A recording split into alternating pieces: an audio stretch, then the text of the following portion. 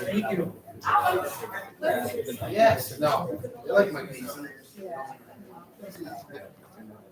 I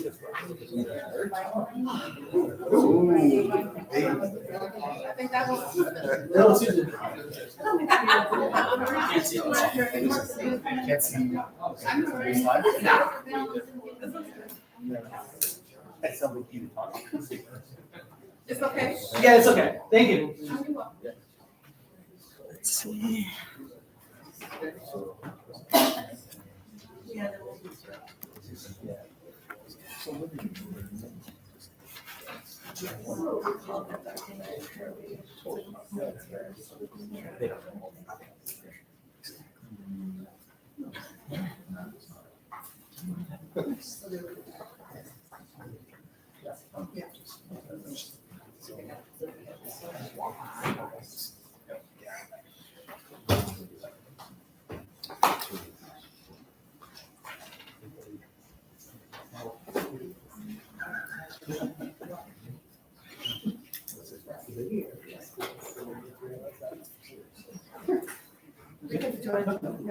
All right. Hello, everybody. Can everybody hear me okay? Yes. Awesome. All right. Thank you so much for being here, especially with the smoky air outside. I know it's kind of a hazard in here, but we really appreciate everybody being here. I do want to acknowledge that we do have a live stream that we are testing out for this month. So hopefully when we get the technical difficulties worked out, we'll have a live stream option as well. We have a slide deck to present to you. We're really excited for today that we have a lot of great organizations that we're going to speak through. Just like last time, we have a couple of housekeeping items that we need to run through, but just overall, I'm going to do real quickly roll call, and I'm going to do Jenny Schaefer, Present. Sam Schoenberg, Present. Marilyn Garcia. I am here, and so now we have quorum to start the meeting. Just as a rundown of our agenda today, we are going to approve some minutes. We had a meeting yesterday just to work on this slide deck so everybody would be impressed with our presentation. Also, we're going to give some updates as we did last time. We've been working individually on a set of number of different things throughout the community. We want to give you guys an update as to what those things have been. And we also want to give you some updates in terms of the Community Commission for Public Safety and Accountability. They have some updates in they're soliciting some input on a few different policies. So we want all community members to know about those. In addition, we are going to go through our community survey results. Over the last 2 months, from April to June, we were collecting and soliciting survey responses to a very short survey, which we collected contact information, and we also solicited perspectives and opinions on safety and safety topics in the neighborhood. So we're going to go through those today as well. And then the stars of the show, we're going to speak with some mental health organizations that are in the neighborhood and in the city. Particularly, we're going to speak with Thresholds and the CARE team. So that's really exciting for us because we really want to make sure that everybody knows about these organizations and resources we have available in the community. There will be no votes today, nothing to vote on, and then we will announce the meeting for next month. And as we did last time, we're going to do 20 minutes of public comment at the end. So everybody that has signed up for a chance to speak will be able to speak for 2 minutes, and we'll do that towards the end so that everybody can see the information that's presented today. And if you have any comments or questions for us or any of the organizations speaking today, we can take public comment at the end. On public comment, if you want to sign up to give a public comment, there's some slips of paper on the table over here to my right. And just feel free to put your name down and leave it there or bring it up to us, and we'll make sure that you get called. And then last is going to be just calls to actions, just some prompts for you to take back to the community, because we really want to spread this information and have as many people know about it as possible. All right. So with that, we're going to go into our approval of minutes. I'm going to call for an approval of minutes. Has anybody seconded? I second. Okay. Any discussion wanted to be had? All right. So we are going to vote. So all in favor of voting to approve the minutes from June 26th, say aye. Aye. Aye. Okay, the ayes have it. We have approved our minutes. Thank you for that. And now we're gonna go into our updates, and I'm gonna hand it over to Jenny for current events. Okay, so as everybody knows, there are many new people from coming into our country who are staying at the police station. At the 19th, we were clear for about a week with no people who are staying there. They were all moved to shelters. Currently, today, we actually got a bus we have 27 people staying there again. So we kind of we had been hearing lots of mixed messages whether we were getting more people or not. Clearly we are now like kind of revamping efforts to try and get people to sign up for meals, as well as supplies, shifts to like help pass out supplies. We are lucky because we are partnering closely right now with the church right across the street from the police station. And Monday, Wednesday, Friday from 4 to 7, it's open for the new arrivals to come and kind of grab the supplies that they need. And then Tuesday, Thursday, it's open again from 4 to 7 for community members to help sort and get we call it a store, but kind of get it in place and ready for the next batch of people to come through and get the items that they need. We are really looking for Spanish speakers who can help, especially those Monday, Wednesday, Friday times. So that is a QR code that should take you to our website. If you'd like to sign up for meals or to help, that would be very much appreciated. Yes, and there's also on the website, there are different places you can drop off supplies as well. We've gotten a lot of clothing supplies, and it's a lot of like kind of people going through their wardrobe, getting rid of stuff that has holes in it or dirt, So we're actually moving away from clothes. We have quite a bit of it already, and really looking for like blankets and suitcases is a big need right now. So lots of information on there. Additionally, we had a Juneteenth event that it was in the 47th ward. It was the second annual Juneteenth event that we got to throw and be a part of, and it was just a really nice event. It brought lots of people from the community to celebrate a good day in American history. The next thing I wanted to quickly elevate, the IG report. The Inspector General put out a report about a month ago where she was detailing Rule 14 violations within the Chicago Police Department. Rule 14 is a rule that says that police officers have to be truthful, both in speech and in writing. Obviously, ensuring credibility of our police officers is extremely important to community because community need to be able to trust their police officers. It's also really important that for the police officers that they are trusted by the community. That we know is a cornerstone to public safety, to creating a strong public safety system. So the IG report found that there are over 100 officers who are employed by CPD or recently employed by CPD who have sustained violations of this Rule 14. We are right now just kind of elevating it to the community, making sure people know about it, because we do think that ensuring truthfulness of our police department is essential, like I said, for all members of a strong public safety system. And actually, all agencies in charge of police accountability, so like COPA and the BIA, as well as CPD, also 100% agree that this should be, they've all publicly stated that officers need to be truthful, and that's an important part of maintaining a strong public safety system and policing system. So we're just elevating that so people know about it. We are going to kind of wait to see what City Council does with it. But obviously, if it's something that is of interest to you, feel free to reach out to your alderperson and ask some questions about that. Pride this weekend, I'm sure many of you are aware of the Pride Parade that was on Sunday, or the Pride Fest that took place the week before. I want to acknowledge that the officers in the 19th Police District, but also throughout the city of Chicago, worked extremely hard to make sure that the Pride Parade, which draws about 1 million people to our area, was safe and enjoyable for everyone.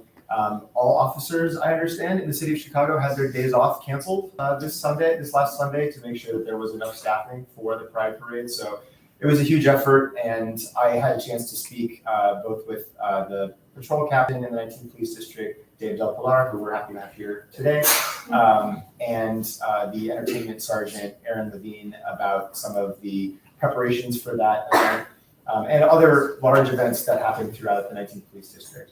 On a personal note, I live with my husband in North Halsted, formerly known as Boys Town. I'm really proud to represent this area as an openly gay representative, and I'm proud that our district hosts one of the largest Pride events in the entire country. So just wanted to acknowledge that.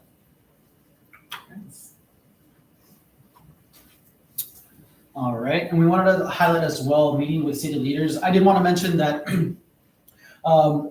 I have set up monthly meetings with Commander Amin Jasani. So he and I will be meeting every month to discuss any topics of interest that are, whether we have questions or he has questions for us.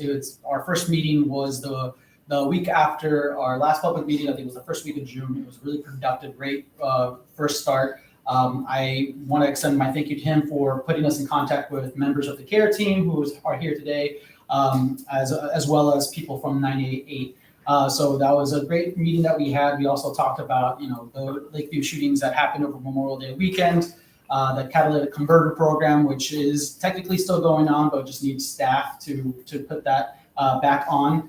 And, a lot of other things related to our goals and the commander's goals. And it's a great relationship so far. And we're really happy to report that we have a lot of alignment in what the Police District Council can do for the community. And I met earlier with Captain Del Pilar and the entertainment sergeant, who leads one of the entertainment teams. I learned part of this whole district council thing is I'm not a police officer, Jenny and Maria aren't police officers, so we're sort of citizen journalists figuring out issues that you happen to have and like understanding how it all works and trying to translate it to the public. And we ended up getting something elevated to us about rowdy concert goers at one of the Wrigley Field concerts and what was being done about it. So we're not the first line of defense for that. That's still CPD and your alderman's office. But I was able to speak to a few folks in the police department, including head of one of their entertainment teams, to learn about just how extensive the preparation is for Wrigley Field games, for concerts that happen there, how there's federal regulations involved with, for instance, the Federal Aviation Agency controls drone flights over Wrigley Field during MLB games, but not necessarily during concerts. How there's a mobile unit that can take care of police reports out in the field if there is a phone stolen or a pickpocketing incident or even something more serious. You can speak to officers there at Wrigley Field, and they have a van there that you can get everything that you need from police done right there without having to wait or having to go to the police station. Those have been just really enlightening conversations for me. I really appreciate it. Especially these conversations took place the week of the Pride Parade when the whole department was actively busy planning for everything. So I just appreciate the time that it took with that. Moving to other elected officials, I'm going to announce it, but Jenny did most of the work here. In setting up monthly meetings with all of the alder people or their staff in our district, except for the 32nd Ward, Alderman Wagesback, we prefer to have quarterly meetings. I want to acknowledge that we have here a representative from Alderwoman Angela Clay's office, Shawnee Wilson, who's here. And I think I saw Representative Ann Williams, staffer here. Thank you so much for being here. Are there any other, just to make sure I cover my bases, any other offices represented here today? Hearing none, thank you both for being here. And I think a few of those meetings took place today. Yeah. I think it's just an important way for us to, keep lines of communication open between what the district council is talking about and what the alders and their wards are saying. I also had a meeting earlier this month with State Senator Mike Simmons, just to open lines of communication, make sure he knew what we were doing, what we were focusing on. He gave me a download on the great amount of activity that took place in the General Assembly this last session. And there, I think, will be a lot of opportunities going forward, for us to see what's working or what's not on the ground here in the 19th Police District and elevate that to our state legislators who are thinking about larger policy. Next listed here is the Civilian Office of Police Accountability, or COPA. For those who aren't aware, this is the agency that investigates allegations of misconduct within the police department. The Public Outreach Office wing of COPA met with the three of us in a special meeting for about an hour and a half earlier this month, just to talk about how they run their office, what the current statistics are, what allegations they investigate versus allegations that are investigated internally in the police department by the Bureau of Internal Affairs, and how that jurisdiction breaks down. So if you have any questions about any of that, please feel free to reach out. I'm happy to report there are very few complaints in our area, but we also want to make sure that if there are issues, that we can help elevate them to the place they need to be and make sure they're dealt with in a responsible and fast manner. And lastly, the Community Commission for Public Safety and Accountability. We are joined by one of the commission members, Isaac Troncoso, who's in the back here. For those who aren't aware, the Community Commission works in tandem with the district councils. The Community Commission is a 7-member citywide body that has control over general orders of police policy. Right now, they're running the search for who will be the next superintendent of the police department and are due to name 3 nominees to Mayor Johnson by July 14th. So that'll be coming in the next 2 or 3 weeks. The current commission is there on an interim basis, but the district councils will now undertake a process of nominating members of a permanent commission to the mayor to have a democratic check on who is serving on in these roles. Those who are currently serving in their roles have done an excellent job so far, and we want to make sure to continue that with this sort of public accountability role. I will be serving as the nominating committee member from our district to help join with similar members from all the other 21 districts throughout the city to nominate those members of the Community Commission. And that process will be starting up in the next few weeks here, so stay tuned for more updates there.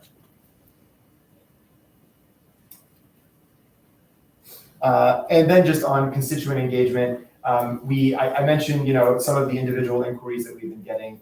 If you do want to get in touch with us about any questions, you can reach us at 19thdistrictcouncil@gmail.com. Very official, I know.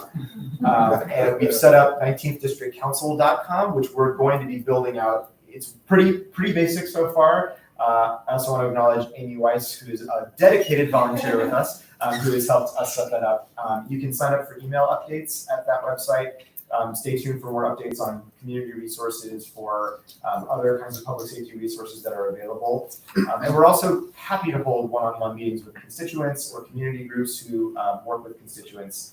And I want to pass it to Jenny to talk about a little bit more of that. Yeah, I mean, there's not much more to say other than that we are really committed to including community in this process, and we are really committed to hearing your voices and having meetings with you guys. So that's why we really wanted to include this slide, just as like a reminder and as a nudge to keep reaching out to us and, let us hear your voices and continue this conversation, because we know, creating a public safety system that really works for everyone takes everyone involved in it, right? So we are excited to hear your voices and have these conversations. So please reach out. And I know we're like all up here on a stage and it's us talking to you right now, but that's not really how any of us envisioned this office running. It just happens to be the venue we're in tonight. And we're also figuring out the best way that we can serve in this new role. I think as I mentioned earlier, immediate needs, certainly if it's an emergency, you're still going to want to call the police department.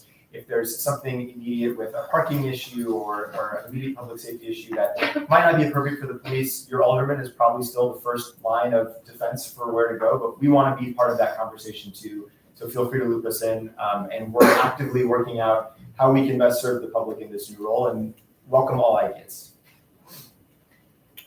I'm just Could gonna you please state about the alderman meetings and talk slower, and then what was Scott's comment? You said you're meeting with? Sure. So we have set up monthly check-in meetings with each of the aldermen's offices that have a piece of the 19th Police District. The only alderman who preferred to have quarterly meetings was Alderman Wagaspack in the 32nd Ward.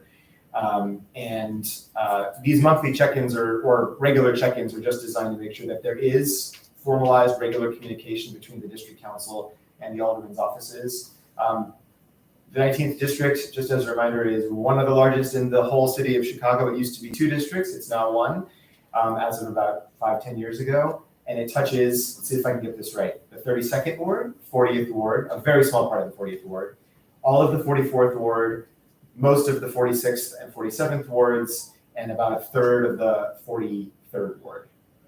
Did I get that right? You did. Okay, there we go. No, hold your applause. Okay, and real quick, just to touch on just some of the other outreach we've been doing. We're not going to get into all of them, but again, just we've been busy out there every week, every day it feels like, talking with different organizations, sharing listening to a lot. We always say that we see ourselves as a bridge, to kind of get information in and be able to and also be able to share it out. So we're meeting with organizations like Chicago Neighborhood Policing Initiative to hear about the work they're doing and then being able to share it out. And you guys will get to hear them speak too, because I'm sure we will have a representative at one of our meetings coming up as well. So yeah, that's all we can say about that. I wanted to specifically mention 2 CAPS meetings because I think it's a point of maybe some confusion in some areas about how the district council works with CAPS and what they have to do with each other. They are technically separate. CAPS meetings are bi-monthly meetings in your police beat, and there's 15 beats in the 19th police district. Those are still, those will continue, and we are separate from them. We're going to attend as many of them as we can. If you live in a particular beat, that's still a great resource to learn information about what activity, public safety activity has been happening, particularly in your neighborhood. And we will work to make sure that we share on our website eventually, once we figure out, putting up all the information, where those meetings are happening and when. You can also find it on the 19th Police District website and Twitter page. All right. So next we want to go into updates from the Community Commission, which Sam is also going to take in. Yes, I'm sorry, I've been talking a lot tonight. I promise I don't do that usually. So I mentioned what the Community Commission is. They're this citywide policymaking body, and the district councils, apart from nominating them, are also designed to be their eyes and ears in the community for policies that they're considering or for policies they should consider. And there are 2 specific policies that I wanted to bring to your attention that they're considering and are asking for public comment on. So the first is the process for selecting a police board member. So to take a step back, the police board is a body that adjudicates certain recommendations of discipline for officer misconduct allegations. So after there's been an investigation and a recommendation for certain kinds of officer misconduct, if the Civilian Office of Police Accountability or CPD believes that there should be, for instance, a termination of a police officer, that decision goes to the police board, which is a 9-member body that makes those final determinations. Also, if there's a disagreement between what the Civilian Office of Police Accountability thinks should happen in the case of misconduct and CPD, if they disagree on that, that would go to the police board as well. And the Community Commission has responsibility under this new ordinance for nominating to the mayor the people who will serve on this board. That's the first time that's ever been the way that these board members are chosen. And the Community Commission is putting in place a process to figure out who to nominate. So that policy is available at this QR code. And we'll put these slides on our website as well, so you'll have access to it. They're asking for a comment within the next couple of weeks. And so if you have any comment on these policies, I encourage you to go look at it. I read it today and think it basically makes sense and has a lot of it spelled out in the ordinance anyway. And you can send me comment to the email address there. The other policy is the process for selecting the COPA chief administrator. As I mentioned, the Civilian Office of Police Accountability has jurisdiction to investigate certain allegations of misconduct, and all complaints that are against any member of the police department originally go through COPA. And under this system with the Community Commission for Public Safety and Accountability has authority to select who leads this agency. It's a really important agency that helps to make sure that there's accountability in our system and trust in our police department. and they've set forth a policy for how the commission will decide who they will select to lead this agency. So that policy is also available at this QR code, and they're asking for comment in the next couple of weeks. And I encourage you to read that as well. And if you want any more information, okay, so this is the COPA, Civilian Office of Police Accountability, is separately seeking applicants who would like to join their Community Advisory Council. So these are members of the community who will advise the Civilian Office of Police Accountability on their policies. If that interests you in getting involved, please look at that application. The deadline is fast approaching in 3 days. So I would do it now, but I don't think it's an onerous application. And the QR code there will take you to it, and we can give you more information if you like. And finally, because this Community Commission for Public Safety and Accountability is new and there is lots of information available for what they do, here's all the information, places where you can get that information. So now we get into some more exciting stuff, the community survey results. As I mentioned earlier, this community survey was launched from April 18th to June 17th. It was 5 minutes long, approximately. And I wanted to just go through the methodology first and how we solicited responses, just so everybody is aware. May I have your attention, please? Visiting hours are now over. Visiting hours are now over. Visiting hours are now over. We wish you all a pleasant evening. Thank you. So now that visiting time's over, just wanted to go over the survey methodology so everybody understands how we solicited responses and how we evaluated the responses as well. This is going to be made public, so this is also going to be online. We are also publishing a public version of the data collected, the raw data. Obviously, all contact information has been redacted, and that's also going to be posted online in case anybody else wants to understand how we got to the results. These are pretty I would say surface level results because it was a very short survey. We only had about 6 questions that we are going to put up on the screen, but essentially we want to get a temperature check on how the community is feeling. And we solicited responses from all 6 wards, as Sam mentioned, 32nd, 40th, 43rd, 44th, 46th, and 47th.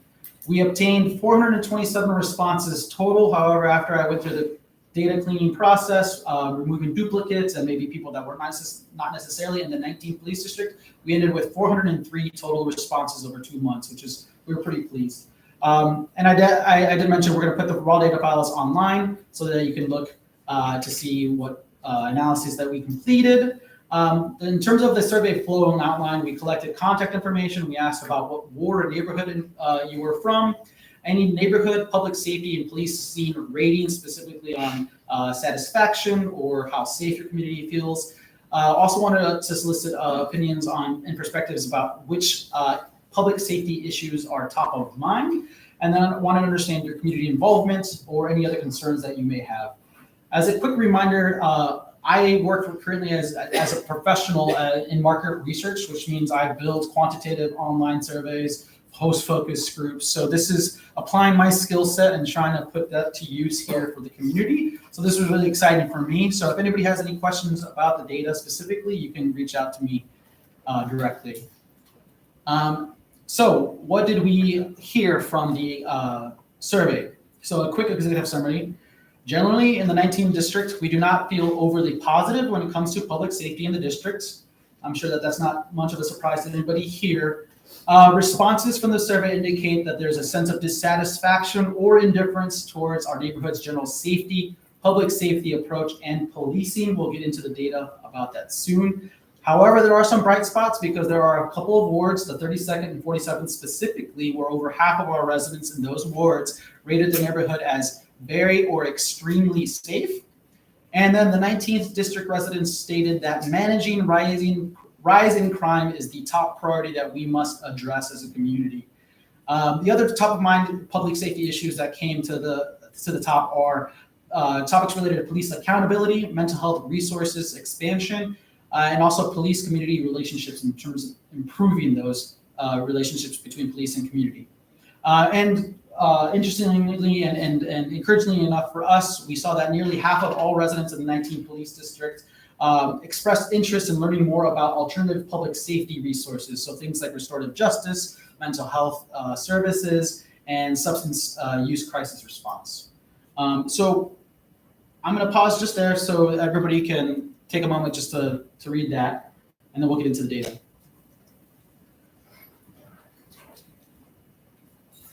So I just wanted to give a breakdown of how many responses we got by ward. As I mentioned, we have 403 responses total. You'll be able to see that by the bar graph that is on the left-hand side. I'm getting confused. And so we did have very few responses from the 40th and 43rd ward. You see we have 5 and 19 respectively. Because this was a quantitative analysis, we did not include the 40th or 43rd ward in our analyses beyond this point, just because 19 and 5 people are too few to actually make a quantitative assessment based off of. But as you see in the 32nd ward, we have 61 respondents, 128 from the 44th ward.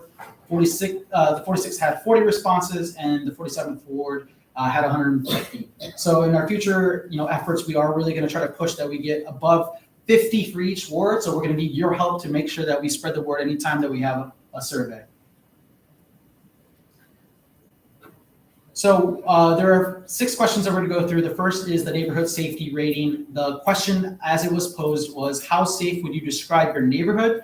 And I just want to lay out how the data is presented here. It was a 5-point scale with the 5 answer choices being extremely safe, very safe, somewhat safe, not very safe, and not at all safe. As you can see, they are aligned from top to bottom as the most positive to the least positive. And so what we did here is we wanted to take what is called a top 2 box read, which means we look at those saying extremely and very safe together to understand how positive is the view towards safety. We have that what is called middle box response as somewhat safe. So that's neither very positive nor very negative. And then at the very bottom, we combine the 2 most negative as not very and not at all safe. So what this gives us is a more granular look in terms of what is seen as positive versus what is seen as negative, and then anything in between. So you'll see on the left-hand column in the baby blue that the 19th Police District has a extremely / very safe rating of 45% across respondents, which is pretty decent, but we also have an almost equal amount of folks sitting in that middle box, somewhat safe. Question in the front row. I'm a little nervous about interpreting this data, given the fact that it was an online survey, which already eliminates a certain subpopulation of people who are not digitally literate. Mm-hmm. And so that may skew your results to a more favorable impression of safety in the communities. Yep, that is a great point. And one of the things that we want to do moving forward is getting the survey to be more accessible overall.